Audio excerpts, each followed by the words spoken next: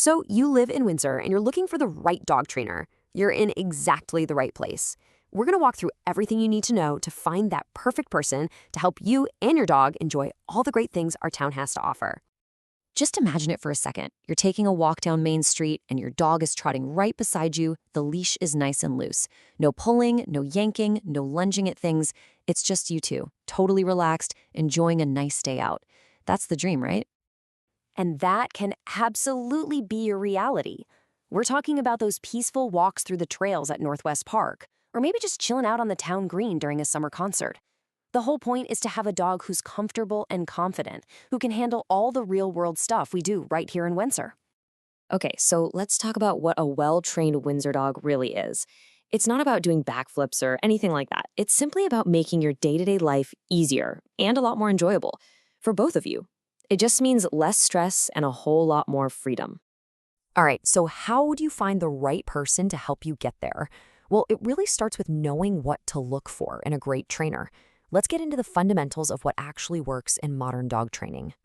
The single biggest thing you'll hear about is positive reinforcement. So, what is it? Well, instead of correcting your dog for doing something wrong, it's all about rewarding them when they do something right. Your dog sits, they get a treat, or some praise, or their favorite toy. It makes learning fun for them, and it really builds an amazing bond of trust between you two. Okay, let's be honest, all these letters can look like alphabet soup, right? So let's just quickly break them down. If you see CPDT, KTK, that means the trainer passed a pretty tough exam on training knowledge. KPA, CTP tells you they graduated from a really well-known academy focused on positive methods. And if you're dealing with bigger issues like serious fear or anxiety, seeing something like IABC, CDBC is a really, really good sign.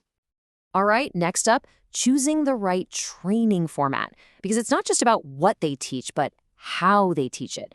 You've got to find the right fit for your dog and honestly, for your lifestyle too. So you've basically got two main options, group classes and in-home training. Group classes are fantastic for practicing focus when there are other dogs and people around, plus they're great for general manners. But in-home training, that's perfect for tackling problems right where they happen. Think barking at the front door or jumping on guests. The training is totally customized to your house and your dog. Okay, let's talk money. It's a practical question we all have to ask. What should you actually expect to pay for professional dog training right here in the Windsor and Hartford County area? So here's a rough breakdown of what costs look like. For a puppy or group class that runs a few weeks, you're probably looking at somewhere between $140 and $280 for the whole package.